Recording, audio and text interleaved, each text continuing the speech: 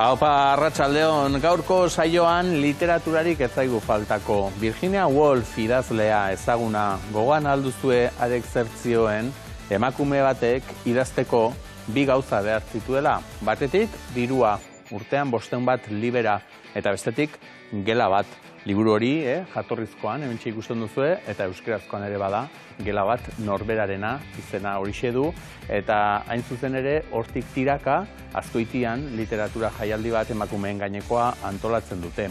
Gela batez, etxe osoa ere hartu du gure lehen gonbidatuak, eta dirua ere bada bertan. Pentsako duzue, binomio horretan, dirua, etxeak, alakoak sartuta, emango duela noski eleberri mardul baterako ez da, besteak beste gainera zeharka hainbat borroka desberdinez ere ariko zaigulako. Iparraldean, aste honetan jakin dugu brebetan gutxienez eta azkenik euskerazko azterketa egin ahal izango dutela, zientziatako esparruan behintzat, badira makina bat borroka, transversalak izango dira asko eta asko, eta hoien gaineko gogoeta egiteko aukera ere emango digu. Ze aurriritziak alde batera utzi behar ditugu, itxurakeriak askotan halakoak ere estaltzen dituelako. Eta aurriritziez ari garela, gogoan izango duzue atzo, arrazakeriaren nazioarteko eguna izaki, nola hemen izan genituen Beto Esnai eta Nam Jaman, eta haiek esan ziguten arrazakeriaren kontrako antidotoa horixe dela informazioa. Elkar ezagututa, orduan lortuko dugula, elkarren arteko errespetoa, eta horregatik gaur ezagutu nahi dugu gertuagotik Ramadana. Bihar abiatuko baita, Euskal Herrian bada jende asko Ramadana egingo duena, eta horren gaineko xehetasunak ere izango ditugu. Beraz, gaurko eskaintza horrelaxe osatuko dugu. Aurrena, Eneko Bidegain izango dugu bere liburu berriarekin. Gerora, Ramadana ahotan hartuta, gehiago jakingo dugu horren gainean, eta azkenik, Azkoitira egingo dugu, asteburuan ospatuko delako bertan, geure gelatik izeneko literatur jaialdia. Gogoratu non topatuko gaitu zuen Txiolandian, itzokei bekomarra EITB, eta postontzira idatzi nahi izan ezkero berriz, itzokei abildua eitb.eus. Eta gaurko atarikoa borobiltzeko, bikote bat, hegoaldekoa bat eta iparraldekoa bestea. Gure lehenengo eleberrian ere ikusiko dugulako batzuentzat eta besteentzat, denentzat idazten duela Eneko Bidegainek, horixe, ego eta ipar, tartean inolako mugarik gabe, elkarren artean, gartxot edo gau eta odei. Gainera, erritmo bizian, rap doinuan eta galdu inun izeneko kantuarekin. Galdu ere asko galdu genuelako, galduko dugunaren beldur edo ez galtzearen alde, borrokan ere jarraituko dugulako, horixe, gaurko atarikoa osatzeko, Gaztearen B aldean egindako grabazio ederra hor.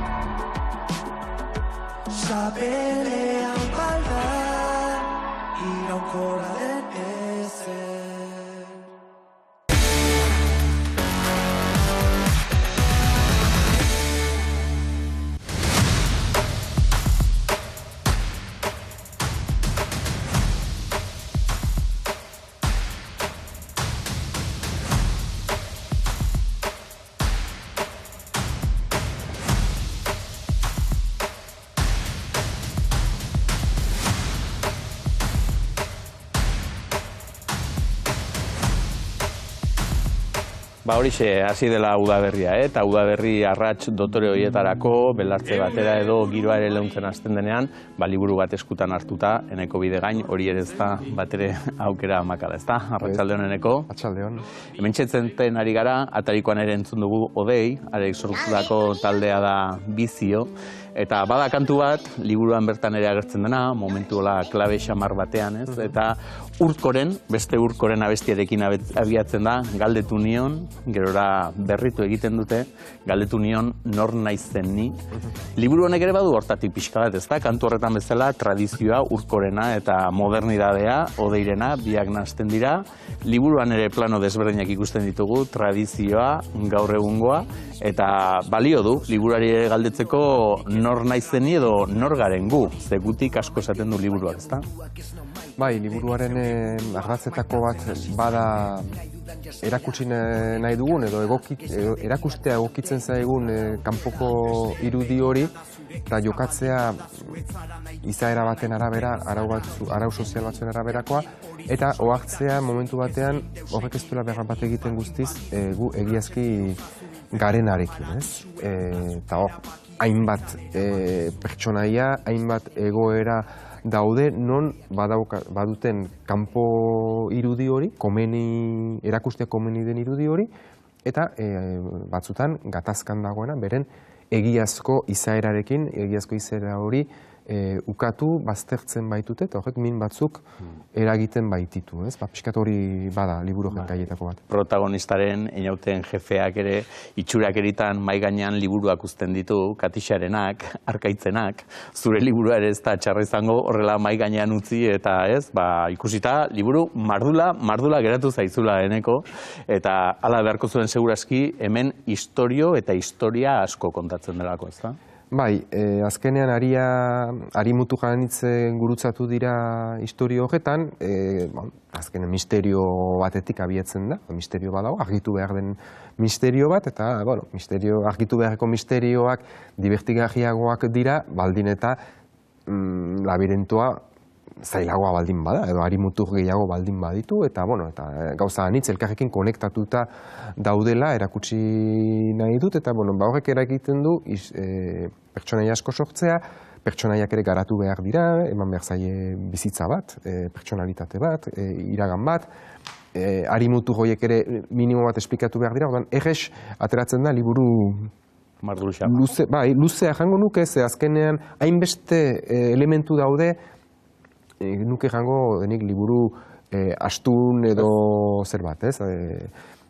Gogoeta bat, euskarazko liburuetan egia ez dela ohikoa, laudunogiko liburuak ateratzea, baina gu joten garen liburu denda batera, eta erdarazko liburuak ikusten baditugu, errez aurkituko ditugu, poltsikoko formatuan, 500 gorako liburuak salduenen artean, ez? Jere badugu behar gogoeta bat egiteko, zergatik ezin den idatzi euskaraz liburu harin bat, baina luze. Zuk erakutsi duzu, baietz posible dela, eta gainera emaitza onarekin, ze benetan liburu entretenigarria osatzea ere lortu duzu, eta alde hortatik zorionak. Abia puntua badago hortxe, ez da? Jauregi zahar bat bada, hasiera batean Belvedere izenaz edo ezagutuko duguna, denboran aurrera egin ala jakingo dugu barrek jatorrian ere bazuela beste izen bat, Euskaldunagoa, ez da? Altzu garai, eta arekin zegertatuko, badakigu enpresa handi batek, baduela proiektu bat, eraikin horren inguruan eta bertako landetan eta zerbait eraikitzeko, luxuzkoa izan daitekena, aberatsentzat izango dena, ze hor diru asko ibiliko da tartean, horretarako gainera enpresa horrek agintarien eta konplizitatea eta ere izango du, eta izena proiektu horri alaxe jarriko diote, zure liburuaren izen bera, bista eder, eta behin eta berriz azaldu behar izango zenuen, baina grafiaz ere berezia da, nola dagoen idatzita, eta ez da kasualitatea, ez da, ze itxurakeri horrekin ere badu loturarik. Bai, hori da. Liburuaren izena ez du hartu proiektuak, baizik da liburuak proiektuaren izena, baina nik izan nituen nire buruari galdera franko egin nion, izen egokia zen liburuaren zatala ez, aldi berean hori zen liburuaren izena, hori garbi nuen, zeren eta batetik historioaren muina edo ardatza zuk aipatu duzun proiektu horren inguruan da, eta horrek bista eder du izena. Ez da hasieratik agertzen liburuan, baina, ez da misterio bat. Beraz, ardatza hori da, beraz, horren inguruan arilkatzen da dena, beraz, justifikazioa badauka. Bestetik, lehen aipatu dugun, eman nahi dugun itxura hori, itxura eder hori, edo komeni den itxura horren, eta ez du egan nahi eskutatzen dugun hori, ez denik ederagoa, gero mintzatuko gira gai horietaz ere bai. itxuraren, ematen dugun itxuraren eta errealitatearen arteko talka hori, eta bistan denez, hori ere badago gaztelu horren historiaren inguruan, badauka, gaztelu maiestate handiko gaztelu bat, eta familia handi baten gaztelu bat, ikusiko dugu azpian dauden zikinkeriak, ez? Inor ez dela dirudiena, ez? Hori da. Ze hasiera batean pentsatzen dugu mota batekoa dela jendea, edo istorio bat baduela, eta gero beti badalako itzulipurdi bat edo bihurgune bat, nun, ara, ba ez, etzan uste genuena, beste era honetakoa zen, ez? Orduan, ba... Eta beraz, galderaren azken zatia, CH eta E azentu horren... Bueno, azkenean, begiratzen pixka bat ibiliz gero Lapurdiko kostaldean, Lapurdi, Nafarroa beran ere bai, Zuberoan, gero eta gehiago ikusiko ditugu eraikin askoren izenak, bizilekuak, hotelak, jatetxeak, alako toki askoren izenak Euskaraz ematen direla, ez? Hori da, ia Euskarari ematen zaion leku bakarra kenduta euskalgintzatik eta egiten diren ekimenetan, ez? Baina, bueno, ematen da, ez da Euskarari zaio kasurik egiten, Euskara jakin gabe ere, baina, bueno, ematen dio kolore pixkat, ez? Baina idazten da frantses ortografian.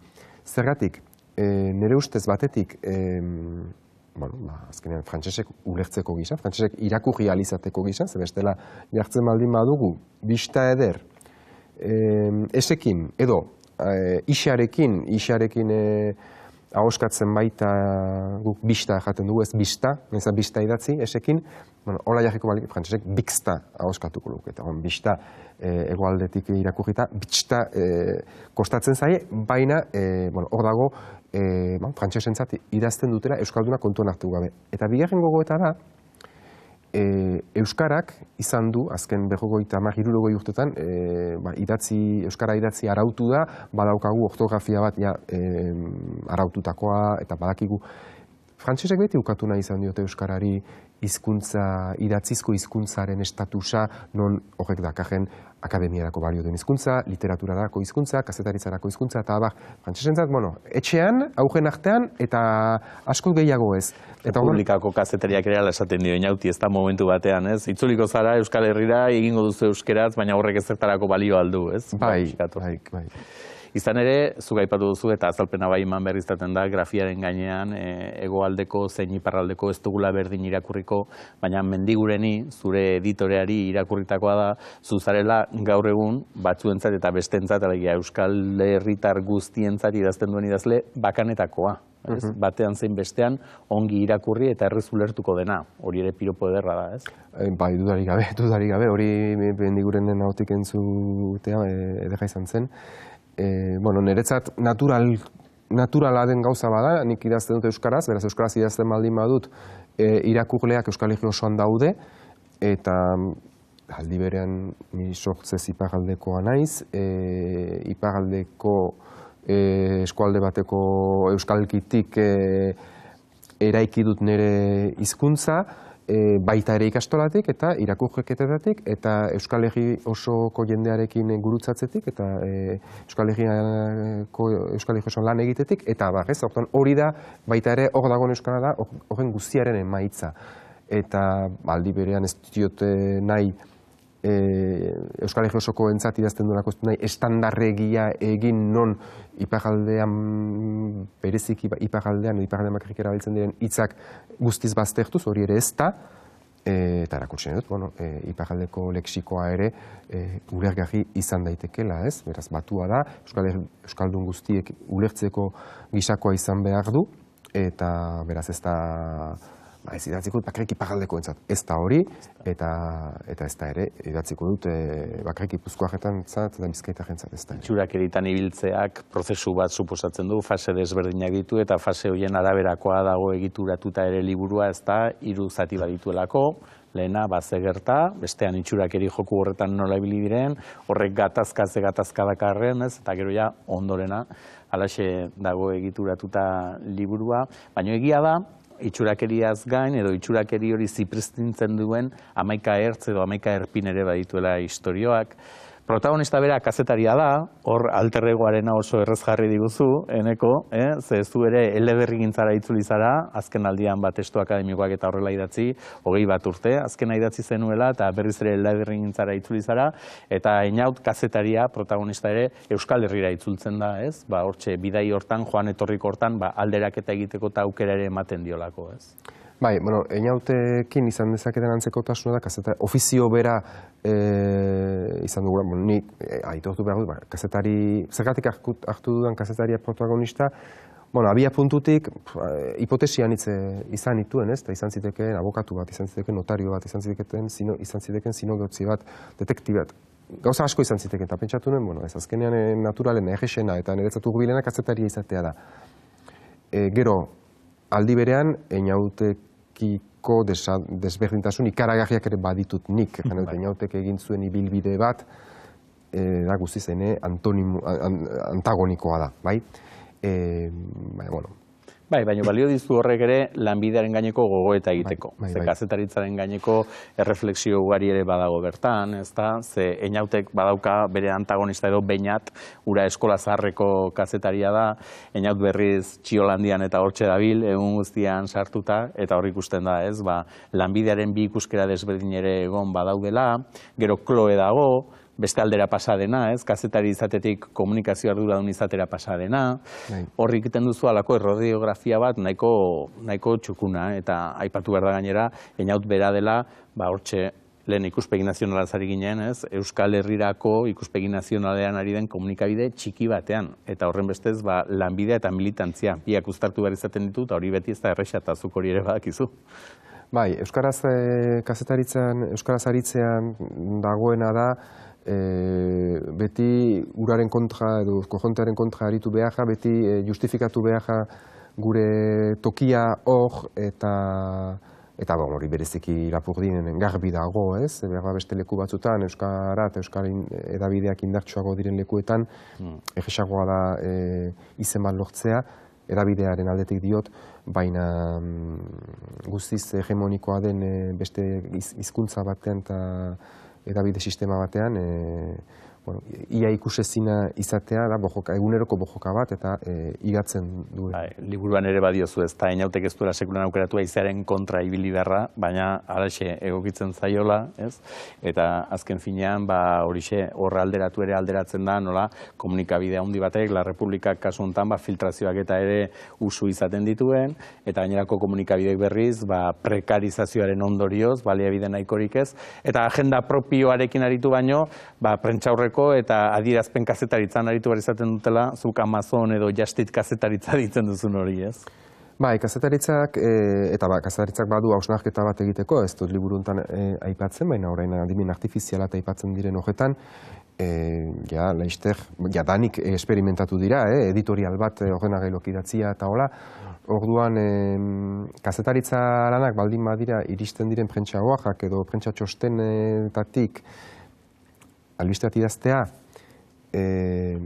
orkez dauka kazetaritza lan handirik gaur egun gehiago da, begidazketa bat kazetaritza da, redakziotik ateratzea, eta jendearekin mintzatzea, kazetaria pertsona agertu behar da artikuluetan, ez?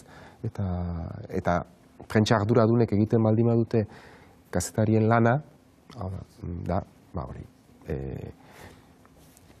janari eskatu zeretik eta ekartzen dizute eta berotu edo berotu gabe jateko gizan, ez? Eta hori arrisku bat da, mehatxu bat da kazetaritzaren. Bai, baina hortxe, batez ere gogoetarik potolena edo da militantziaren gainekoa, ezta? Azken finean, norberak printzipio batzuk, balore batzuk dituenean, haien alde borrokatzen hasi, eta askotan norberaren bizitzak ere eragin handia izaten du hortan, batzutan kaltetuta ere izan daitekelako, horren aurrean batek erabakitzen du, pankartaren aurrekaldean jarri, edo momentu batean esaten den bezala, atzekaldean jarri da, baina halako jende intelektuala ere behar dugu, ez? Batzuk badira karraxi edo oihu egin beharko dutenak, bestek berriz edukia landu beharko dutenak, eta iparraldez ari ginen, hor bada, 11 borroka, erretretaren aipatu dugu, aste honetan berria izan delako, laborariak ere, laborarien ganbaran eta ere ibili izan dira, eta espekulazioaz eta batez ere gairik potoloena den hortan, badakigu aspalditik ere, ez, etxe bizitzen garestitzeak eta horrek Lapurdiko kostaldean eta ekarri dituen ondorioen gainean, badala herritar talde bat hortxe mugitu dena, ez? Eta hor nolabait ere erretratatu izan dituzu borroka guzti horiek, ez? Badute isla da hemen liburuan. Bai, eta, bueno, etxe bizitzaren gaia, hori, liburuaren abian puntua ez zen izan, nahiko nuke mintzatu gai ontaz, eta ontaz. Eta ea ze intriga aurkitzen dudan hortaz mintzatu alizateko. Abia puntua izan da, eta hori hola da, behin prentxaurreko batean hauzapez batek errantzen, proiektu bat bazuten, ez zeukan azerikusirik liburu hontan agertzen proiektuarekin, bestelakoa, etzen obratu, baina lur bat behar zuten, lur nahiko zabal bat, eta bazegon gaztelu bat, lur sail handi batekin, baina ez zuten jaberik. Jabeak ezin zituzten lokalizatu, beraz, proiektua ezin izan zuten egin. Hortik etorri zitzaidan ideia, ez? Hori izan zen. Bai, hori izan zen. Orduan, hortik abiatuta, eta ze proiektu dago, balizko gaztelu hipotetiko horretan, ez? Eta, bueno, hipotesi bat baino gehiago jarri nituen mai gainean, eta sinesgarriena eta probableena iruditu zitzaidan hori. Lujaren, etxe bizitza politikaren inguruko, espekulazioaren inguruko hori. Naturalena hori delako, errealena hori delako, eta nahiago izan nuen, errealistenera jo, zientzia fikzioa egin ziteken, emagun esperientzia zientifiko zakitzer eta ekologiko zer batera joan, baina erabakinen hori egitea irutzen zitzaidalako sozialki urbilena hori zela, errealistena hori zela. Argian ere aste honetan erreportaje bikain batean irakurri dugu nola urtean 600 hektarea diren, landa eremutik, bestelako helburu batzuetara pasatzen direnak, eta argi dago horrek arazo sozial bat eta ekartzen duela, eta horren aurrean norberak erabakitzen du nola jarri. Ze Eñautek berak esaten du askotan Billy Elliotekin identifikatuta ikusten duela bere burua, ez? Eta hor bat jarri daiteke zeharka edo egin dezake borroka. Eta borroka batean baino gehientsuenak daude 10 borrokatan edo 11katan hortxe buru belarri sartuta, ez? Eta horrek gero badakarki bat, badakarki ez kostu bat, prezio bat. Bai, bueno, Eñautek badauka gatazka bat bere aitarekin bereziki. Aita da bere bizi guztia eman dio politikari, bere ama ere militantea zen gaztetan, baina aita izan da gero militantzian alderdi politikoan eta politika instituzionalean buru belarri sartu dena, ez? Eta familia utzita, ez? Eñautek badauka gatazka bat bere aitarekin horren arira, baina Eñautek badauka ere beste ezin egon bat non kostaldean bizi den, euskalduna den, baina nahiko luke itxaso zabal hortako jendea bezala izan, eta ez ibili behar izan justifikatzen zergatik den euskalduna, zergatik den hain minorian. Borrokatu armatuaren gainean posizionatu beharra. Hori da, posizionatu beharra, egan nahi du, edo justifikatu beharra tentatu bat, edo gaitzetsi beharra, eta behar ez duzu nahi, ez bat ez bestea, ez balitz euskalduna izaren, inok heliokelako galdetuko, ez? Eta orduan, urruntze hori horrek esplikatzen du, ez? Bueno, hori ere, militantzia mundutan, Euskal Herrian eta Euskal Herritik kanpo gertatu da, militanten seme alabek uko egitea, hori edo, eten bat gertatzen da, eta hori da Eñauten pertsonaia, baina gero Eñauten beste lagun bat, patxi, beste aldera doa, jene dutarek segitzen du gurasoen bidetik.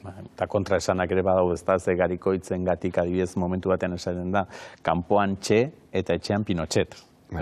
Ondo, laburbiltzeko modu bat, norberak ere nola izan ditzazken kontraesan horiek, ez? Itxurakeriaren aritik segika berriz ere, kanpoan bai, erabateko iraultzaile eta etxean berriz, bestelakoa, ez da. Koherentzia mantentzea zaila izaten dela, eta halako printzipio eta baloririk ez daukanak, koherentzia mantentzen lanik ere ez, baina borroka horietan dagoenak, gero zure bizitza guztian koherente eta konsekuente izatea, kostatzen dela ez. Nik uste koherentzia edo kohesio etengabeko koherentzia hori ez dela posible, eta buruko min batzuk edo frustrazio batzuk ere sor ditzakela. Hainbeste gauza ditugu, hainbeste ajeman, hainbeste zeregin eta hainbeste inpaktu alde guztietatik, denbora guztian oso kohesio koherentea izatea, ezinezkoa dela. Eta, bueno, horrek ez du barkatzen, aipatu duzuna etxeantxe, kanpoantxe etxean Pinochet daukan arazoa beste bada, eta hor koherentzia falta hori ez da barkatzen, baina beste gauza batzutan, ez dakinik eman dezagu, izan naiz ni euskal idazlea eta idatziko dute euskaraz eta euskara defendatuko dut anitz, horrek ez nahu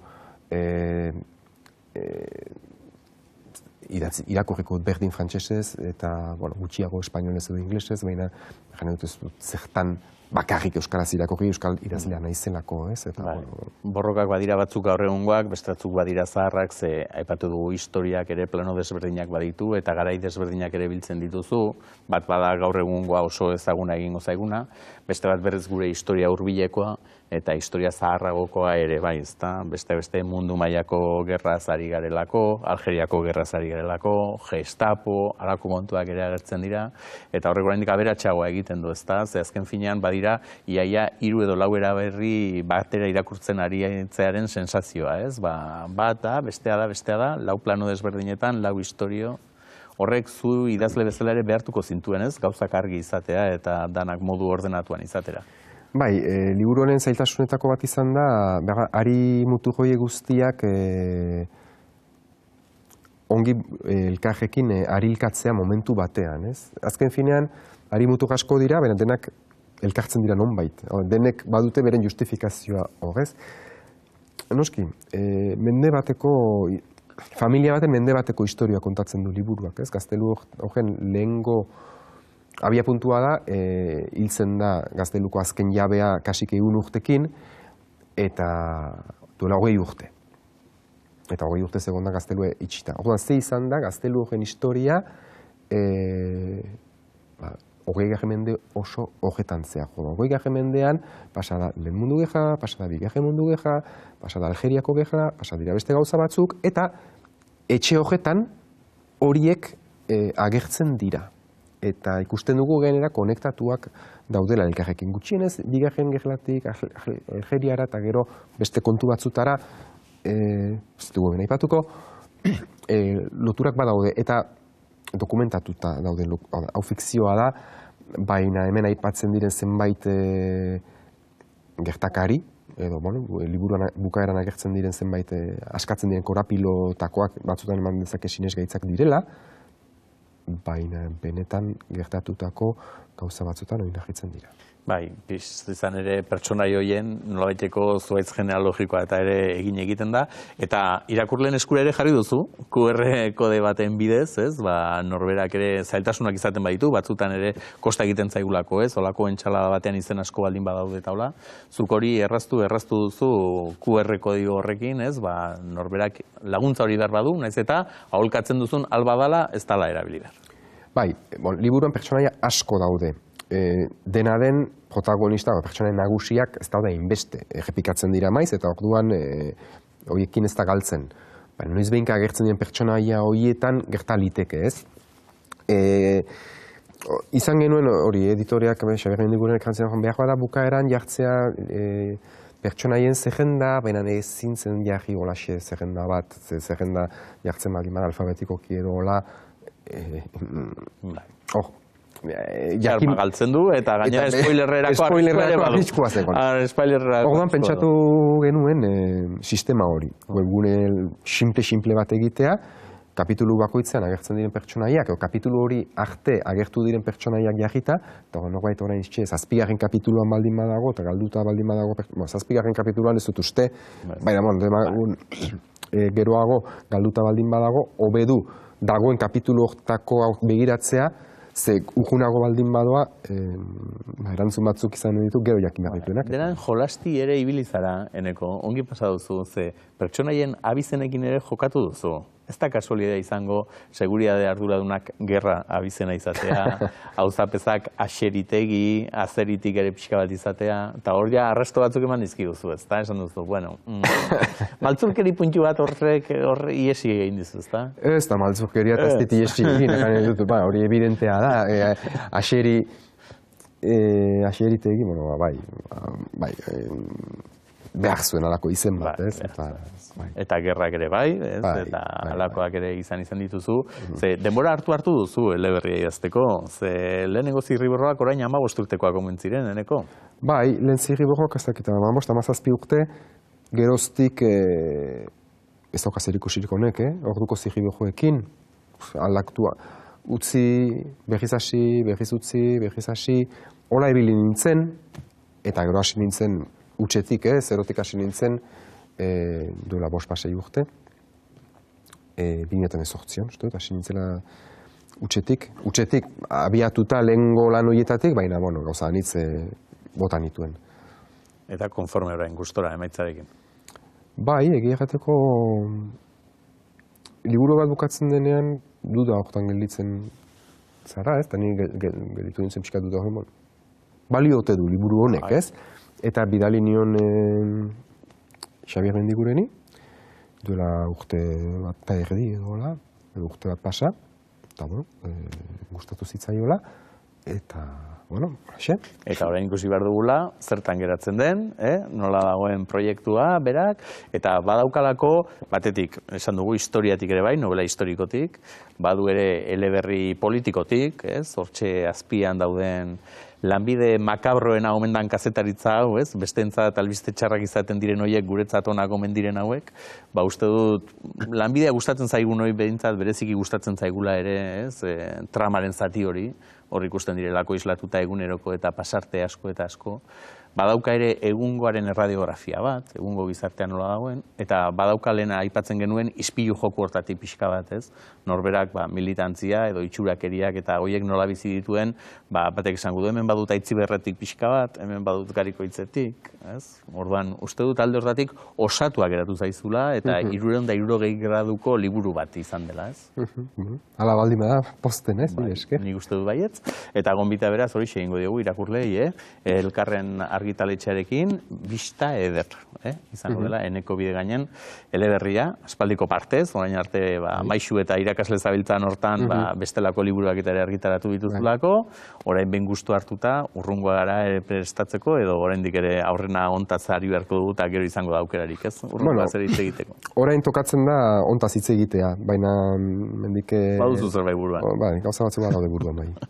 Zai geratuko gara. Eskerrik asko eneko, estimatuta.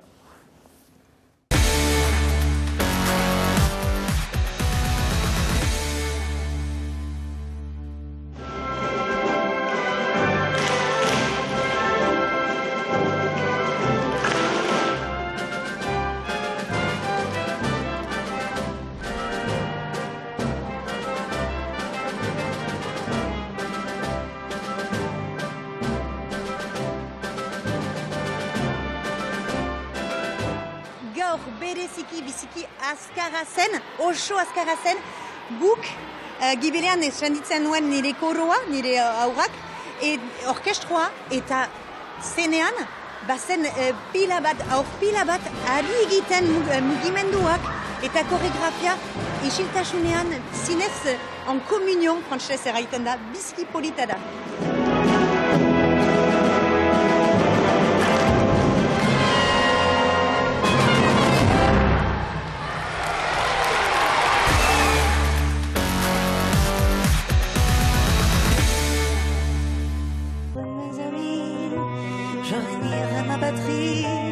Si tu me mets lentement on peut bien rire de moi, je ferai n'importe quoi. Si tu me mets lentement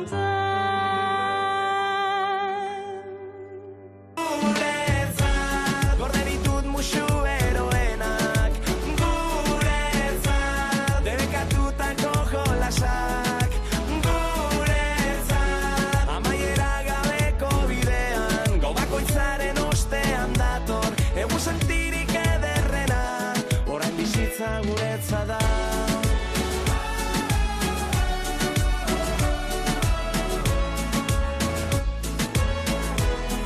Hortxe gure agenda eta askoren agendan biharko eguna borobilduta egongo da bihar hasten dutelako Ramadana. Eta ez da ez nolanahiko eguna jakinda horrek zer suposatuko duen euren bizitzan, orain aztertuko dugu, aldeko eta kontrakorik ere izango duen edo norbera zergatik egiten dituen, baina behintzat horrelaxe eman beharko dituzte ondorengo egunak. Eta hortaz aritzeko aurriritziak eta gainditu nahi ditugulako eta gehiago ezagutu nahi ditugulako gure auzokoak bi lagun deitu ditugu, biak ere bihar Ramadana hasiko dutenak, gurekin dauzkagu Jazar Samadi, arratsaldeon Jazar. Arratsaldeon. Eta Tarana Karim, arratsaldeon Tarana. Arratsaldeon. Eskerrik asko gure gonbita hartzeagatik. Aipatzen nuen Jazar, zu zer horri eibartarra zara, eta bihar hasiko duzu Ramadana. Ez dakit Ramadanaren bezperako eguna ere berezia ote den edo nola prestatzen ote zareten bihartik aurrera datorren hortarako? Arratsaldeon, eskerrik asko gonbidapenagatik. Nire izena Hazar da. Ramadana bihar gauean hasiko da, islamiar egutegiaren 9. hilabetea da, eta hilabete oso sakratua da. Iraila balitz bezala izaten da. Bihar gauean hasiko da hilberria agertzean eta hori da seinalea. Urrengo hilberriarekin amaituko da, 29 egun barru gutxi gorabehera. Orduan, aurten udaberrian egingo dugu barau, eta sasoi oso polita izango da. Ramadan ilargiaren egutegian oinarritzen da, eta horren ondorioz urrengo urtean 11 egun lehenago hasiko gara. Horrela, munduko pertsona guztiek egiten dute baraua urtaro guztietan, berdintasun batean oinarritzen da. Izan ere, Tarana, zu esate baterako Azerbaijangoa zara, baina 21 urte badira, hernialdean bizitzen ari zarela. Ez dakit erresagoa gote den jende gehienak Ramadana egiten duen herri batean egitea, edo gutxiengo batean dagoen herri batean egitea. Alderik somatzen alduzu, Tamara? Nire izena Tarana da. Hajar, salam aleikum. Salam aleikum, bai. Bai, noski, musulmanak gehien dauden lurraldien ale herrin egiteko asko errazago egiten dalako. Hemen, adibidez, inguruan ez daukago, ez da, ritmo hori. Normalian, herri musulman batian, dendak, ez dakiz, ozioko lekuak dana, ritmo honetan bizi da. Egunen zehar ez dute asko lan egiten, eta gauen izar ondoren azten da nola baitzi bizitza. Baina, musulmana ez den herrian ere Ramadana egitea esfortzu gehiago eskatzen du, eta hori egiteko beti prest gaude, eta gure aldetik saiatzen ari aldugun hobeto egitea. Zaitasun pizka bauka, baina ez duela izan, ez dugula horregatik egingo. Hori da, prest daudete, eta gainera gogotsu, zuentzat garrantzitsua delako, lehen esan duzen bezala Hazar, aprilaren 21 arte, egon beharko duzue, eta egingo duzuenaren artean ezagunena edo da barauarena. Azken finean, ez daukazue jaterik, ez ezer. Ez haragirik, ez ezer. Ez da vigili eta baraua aipatzen dugu, vigilia arrairik jaten ez dugunean, haragirik jaten ez dugunean, baina zuek baraualdi osoa egiten duzuen. Bai, gauza asko egiten dira Ramadan, baina deigarriena da barau egitea. Baraualdia Koranean jasotako egindu erlijioso bat da, jainkoa gurtzeko praktika bat da, eta baraualdia urtean behin egiten da. Eta da fisikoa eta espirituala, mentala, soziala, ere izaten da. Alde batetik gorputza setzeari utzita elikagaiak eta edaria debekatuta dago egunean zehar, egun sentitik ilunbarar arte. Eta bestetik, gorputzaren gaineko autokontrola praktikatu egin behar da, egoa kontrolatu behar da, bakarrik, adibidez, bizioak utzi egin behar dira, borondatea sendatu, pazientzia sendotu, ahaleginak egin, esfortzua, eta gauza, balore guzti haiek sendotzen dira Ramadan sasoian. Tarana dena den bada salbuespenik ere bai, ez? Bada Ramadana egiteaz libratzen denik bere egoera bereziengatik edo. Bai, normalian, orokorrean gaixotasun importante bat daukatenak libratzen dira, gero haurdun daudenak ere bai libratzeko badaukate, baina gero urtean zehar rekuperatu dezakete egun hauek eginda, ez?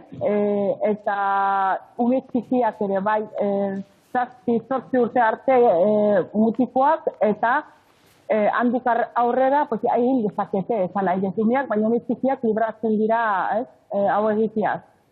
Eta, Jasar, norberak egiten duenean zer suposatzen du batentzat Ramadana egiteak? Zuretzat adibidez, zer suposatzen du Ramadana egiteak?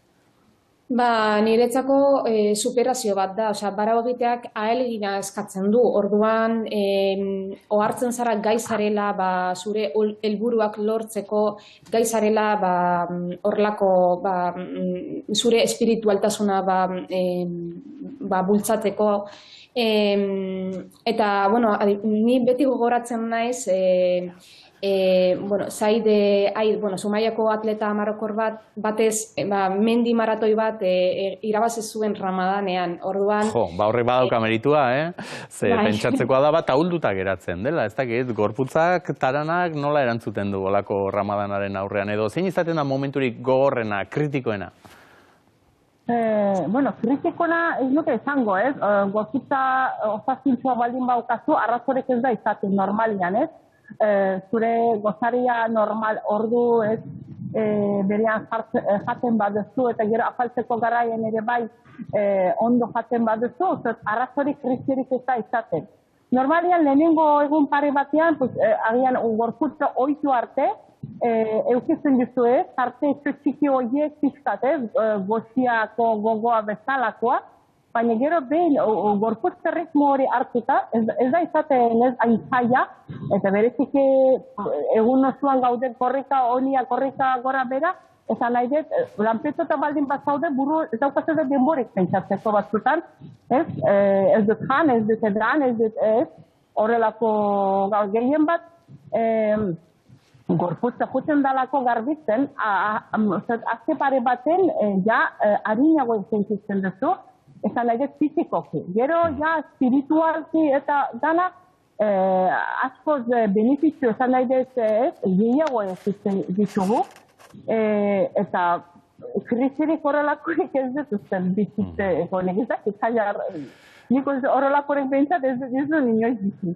Eta egiten ez badu, batek egiten ez badu, horrek badauka ondoriorik. Esan nahi dut, pekatua da, zigorra dauka horrek, norbera bere buraik konforme zegotearen nahiko zigorra izaten da batzutan, egiten ez duenak ze ondorio du?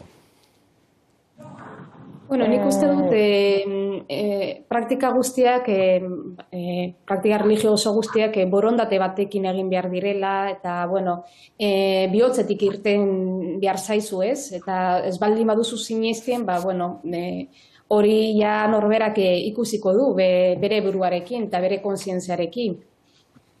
Izan ere, 1.500.000 milioi musulman dago munduan, ez da, Tamana, ezin aztuko dugu, 1.500.000 badira asko eta asko bat egiten dutenak, eta gainera ez du zertan musulmana izan. Musulmanak ez denak ere, batzuk ere, hasten dira Ramadana egiten. Ez dakit hori ere, moda bihurtzeko arriskua ere somatzen duzue?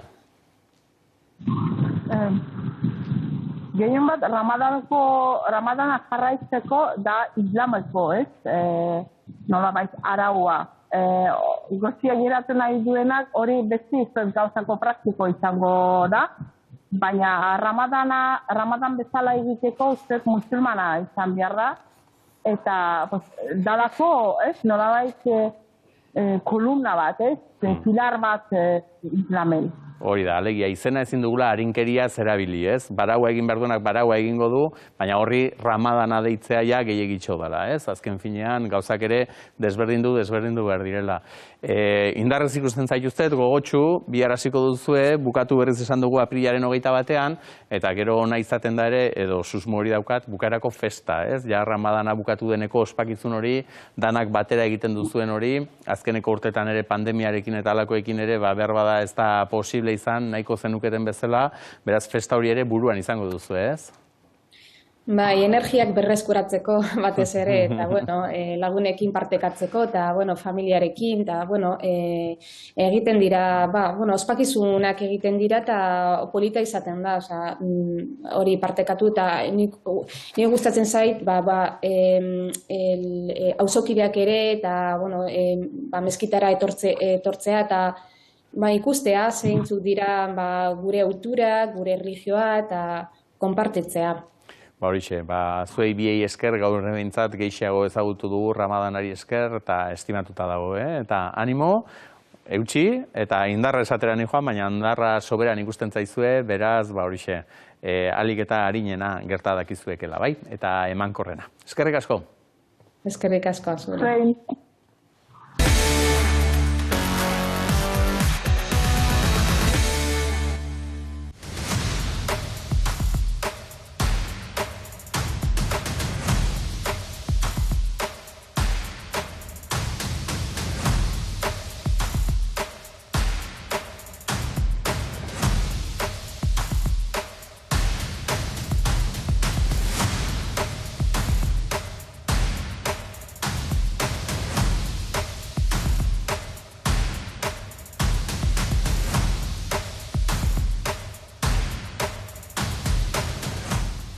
Atarikoan ere aipatu dizuegu, ezta, Virginia Woolfen aipua aurki egingo dugu Azkoitira, baina aurrena Gasteizera egin behar dugu.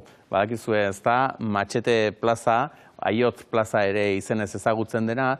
Ez duzuena jakingo akaso da, izena nondik ote datorkion, baina iragarriko dizuet, nahiko gorea ere izan daitekela, Ze, gorea edo bakarren batentzat positiboa ere bai, agintariek gauza bat agindu eta ura betetzen ez zutenean, zer egiten zieten, nun eta plaza horretan bertan? Aiotz plazan gaude. Matxete, plaza del Matxete gaztelaniaz deitzen duguna. Eta nondik datorren izen hori, ezta? Hor dugu, sindikuek 4 mendeetan zehar zin egiten zutela bere kargua. Hor zin egiteko erritual bat egiten zuten, aiotz batekin. Eta kontua zen, betetzen ez baldin bazuten bere kargua, moztu egingo ziotela eskua. Baina errituala da. Sindikoa izan da, bitartekaria, herria eta kontzejuaren artekoan, nolabait esateko. Orduan, horrek defendatzen zituen herriaren eskubideak. Oso plaza ezaguna da, oso bizia, hemen tabernak eta elkarteak ditugu, gero kobatzak ere oso biziak dira, eta hemen txosnak, festak, kontzertuak eta denetarik egiten dira, bai jaietan eta beste askotan ere, oso bizia.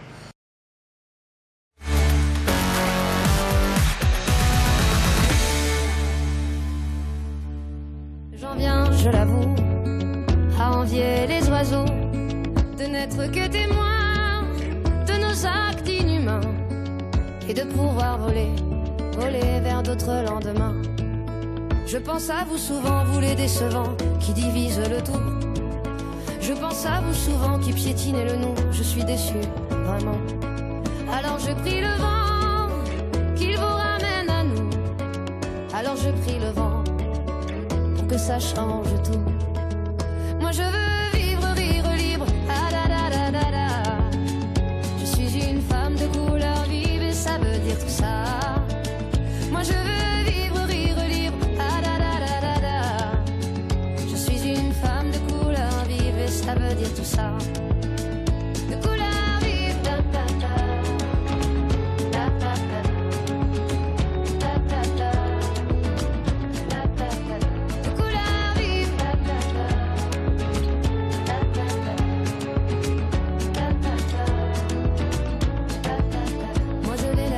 ces histoires de peau, je me garde, c'est vrai, de monter au créneau. Alors je chante un peu. Emakumeak, literatura eta euskera hutsez. Horregatik bakarrik berak merezi du noski gure harreta eta merezi du zuen harreta. Astebururako planik ez baduzue, horra gonbitea Azkoitira gerturatu eta geure gelatik izeneko jaialdian parte hartu. Julen Garate, arratsaldeon, nik neronek egin dizuti jaia lana, baina zuk zer horrek ere gonbite bera errepikatu nahiko zenuk, ezta? Bai, arratsaldeon urko. Bai, guk uste hau plaza ederra eskaintzi xola emakume eta euskere, eta benetan, programa ikusite, oso bi egun eder pasatzeko morondola asko jire etortzeko. Egitarau hemen ikusten ari gara, egitarau osatua prestatu duzue, ostiral arratsaldean abiatu eta larun batean egun osoz. Gainera, aipatu behar nuen, tradizio handiko jaialdia dela, naiz eta etenaldi bat ere izan zuen historioan, eta gero berreskuratu ere, iaz berreskuratu zenuten, ezta? Bai, hor gertatu zen, 2005-2008 bitartean, ondikene berdintasunean eta euskara inoiz, ez dut uste inoizola lotute zituen azoka antolatze genuen. Eta gero horreten bat egon zen, euskara elkartire, eten bat eukizulako, eta gero berreskuratzeko egixe da orain kontan udalaren babes ekonomiko indartzu lortu deula, eta horrek albideratu du oso programa potentikie. Eta pasada urte berreskuratu genuen, gauze berritasun batzuki, omenaldi bat eginez Arantxa eta Bizkaiai, hauten Maria Zulanda izango da. Eta, uste dut indar berezi bat hartu dula, eta, hortikan, hauten Emakunde eta Kutxa Fundazioke, babesle moduan izatea. Alaxe da, Maria Zulanda, bihar izango dugu, por zierto, saio honetan, eta merezi dituarek ere omenaldiak urteetako lana egin duelako, eta saria hain zuzen ere, iazko saridunak emango dio, ez da, Arantxa Urreta Bizkaiak emango dio omenaldi hori, edo bentsatura izango da gidari, gure literaturan ere izen hoiei behar bezalako goratzarre ere egin nahi diezuelako, ez? Bai, justu eskatu nahi iso berezik Arantxa Urreta Bizkaia, Bea izentzalen gorteko mendu eta beak presta saldu da, Maria Zulandari, aurkezlenak egiteko. Umi literatura ez da bigarren mailako literatura, eta orduan uste dugu prestigio eman bertzaiola. Eta umetatik hasi behar da irakurtzen, bereziki euskaraz, eta horregatik aukeratu dugu Maria Zun. Erreferente bat delako. Bai, aurten gainera tarte berezia egin diozue azokan hain zuzen ere aur eta gazte literaturari, ez? Batetik Maria Zun bera omendu duzuelako, bestetik tailerrak ere izango dira, ipuin kontalarien eskutik, eta mai inguru bat ere, bai, gazte literaturaren gainean. Bai, hor, pasaden urtean, familiatiken arrazoiz izan zuten. Helduen literatura ondo dagoela, baina literaturak hartzen dituela bai helduak, bai gazteak, bai umeak. Orduan, aurten bereziki, ostirala esango genuke pixkat bideratuta dago umeen literaturari, egia da Maria Zulanda beak egiten duen Ami Arnon aurkezpena ez da helduena dela, baina, gero egongo da Dorotea, Amaia Gidazuren ipuin liburuari buruzko kolaiz tailer bat, eta larun batean gaztei heldu nahi diegu, arratzalean solasaldi politakuko dugu, Jasone Osoro eta Leina Gerlekin, Xabier Mendigurenek bideratuta. Eta gainera aurkezpen absolutua edo primiziakoa ere izango duzue, Maite López de las Herasek ere bere lana bertan aurkeztuko duelako. Bai, askoekin zorionez idazle asko dago, batzuk ezagunago, baina Maite azken boladan asko idazten ari da, eta oso liburu bitxia dauka, elegia, ibilbidea liburua da izenburua, eta elegia da emakume bat, aspaldi duela 2005 urte inguru, uste danez, Galizitik Jerusalena egin zuen junetorriaren kontaketa da. Oso liburu berezia. Belaunaldi artekotasuna ere igerriko da, zuen antolakuntzan ere hortxariko zaretelako, ez da, gazte batzuk, besteak jaurte batzuk lako saltxatan aritzen zaretenak, Julen, eta hain zuzen ere, belaunaldi artekotasuna ere agertzen da zuen liburu editako batean, Petaren. Hor agertzen da, Leirek egin dio, elkarrizketa, pertsona oso berezia da miren eguren, beak Petare da, hor Venezuelako oso txiro baten, berak emandako urten, ibilbidea aipatzen du, eta emakume oso interesgarria da. Azken orduan ez dakigu etortzeri egiko dugun, lanean dago, oraindik, personaren zaintzan, eta espero dugu, larun batean izatea. Berak ezin badu etorri, berak utzitako bideo bat izango dugu hor. Bai, gero guk ere asko maite dugun pertsona bat bada, Estitxu Fernandez, Erika Lagomak egin batera ere M liburua atera dutenak, eta Aiora Zabalarena ere bai, da natura gure esku. Ingurumena eta berdintasuna esan dezakegu bi arlo zeharkakoak guk euskarare uste duela dolat, hirurek lotzeko bi aurkezle horiek, Aiora Zabalak hor zuek etxe hortan ezagutzen duzue, asko dakikai hontaz, eta modu didaktikoan egin du liburu hau. Eta zezan, Erikak eta egin duten liburuan, Estitxu, asko saldu da, ahotan da horien, ama emeume beak esaten du, amatasuna, emetasuna, nola bizitzeko modu asko dauden, hor agertzen oso ondo agertzen dute, eta Josune Errartek egingo dira aurkezpen lan. Bai, horiek denak egileek beraiek aurkeztutako liburuak, baina bada irakurketa bat zuentzat berezia dena auzolanean egiten duzuelako. Ze casting bat edo ez dakit zer egiten duzuen, orain azalduko diguzu, baina herriko 20 ahots desberdinek egindako irakurketaldi bat ere badelako, ez? Bai, nahiko lan izaten da, jendearen aurrean irakurtzea, batzuentzat ez da horren erraza, baina lortzen dugu, aurten 20 pertsona, eta hemen saiakera berez egiten dugu gazteak parte hartu dezaten, eta 20-tik bat, 6-7 bat, 20 urten bueltakoa dira, eta bakutsa liburu bat aukeratzen du, pasartetxo bat, eta horrekin amaitzen dugu beti liburu azoka, eta guretzat gure ekitaldi kutxunena da. Oso polita bukaera. Somatzen da gainera, jaialdia azoka bera herrian txertatuta dagoela, ze beste azoka batzuetan normalean mailak eta erakus mailak eta editorialek, argitaletxeek jartzen dituzte, baina zuek erabaki duzue toki hori herriko liburu dendei ematea. Horrere bada, ez da? Zer esan ematen du horrek? Bai, egia da, lehen urtean liburu argitaletxein egin genuela, baina neurri baten mugatu egiten zaitu, ze hor dauden argitaletxea bakarrik izaten dira, eta oraingo honetan, hitz egin dugu herriko 3 liburu dendekin, Amaiz, Lujan eta Izki, eta oso harrera hona izan dute, eta beraiek egongo dira, salmenta postuak ipiniko dituzte alde batetik aurreta gaztentzat, eta beste aldean helduentzat, eta erdian egongo da sinadura mai bat, eta bertan egongo dira, bertatik pasade diren idazle guztia, sinatzen bere liburua. Aipatu behar daukagu gainera azkenik, lehengo astean aurkeztu zenutela Doinuele ekimena, bertan elkartu zarete zuenaren gisa Euskal Herrian barrena egiten diren beste 11 jaialdi eta hitzordu, danak ere kulturarekin, literaturarekin, musikarekin, sorkuntzarekin lotura dutenak, eta Euskara hutsean egiten direnak, ez? Doinuele izena ere alaxe jarri diozue? Bai, Doinua eta Elea, ez da, hor Bilbon biran egin genuen, aurkezpen ederra izen zen, ederki ongi ginen dano batera, gero bazkaltzare bai, sareak osatu beharra euskaldunok. Ez gara gehiagi, eta gaina horrek, bateratze horrek indarra ematen digu, eta goxotasuna, eta animoa, eta, beti ibili beharrean, bakarrik nago, hor ikusten duzu bakarrik ez gaudela. Elkartzen garenean gauza asko egin ditzakegu batera. Horixe baietz, eta batera, zirkuitua ere osatzeko moduan, norberak hartu dezake, Doinuelen parte hartzen duzuen guztien zerrenda, eta hortxe, batetik bestera, zuek lehena egutegian behintzat, eta horretik gogoraziko diegu, ikuslei, ostiralean izango dela hitzordua, Azkoitian. Ostiralean arratsaldeko 5 ekingo dugu, Maria Zen Landaren omenaldiari, Arantxa Urteatzkaian eskutik. Eta larun batean ere, egun pasa ederra egiteko moduan, Azkoitira gerturatu. Zoragarria. Oso ondo, eskerrik asko Baiulen, estimatuta. Eskerrik asko. Ikusten duzue gure saioan hitzordurik ez dela falta eta bihar ere izango dugu zer konta, beraz, ohiko orduan itzuliko gara. Laura Kaldera, hementxe, ETV baten ordura arte txintxibili, eta izan.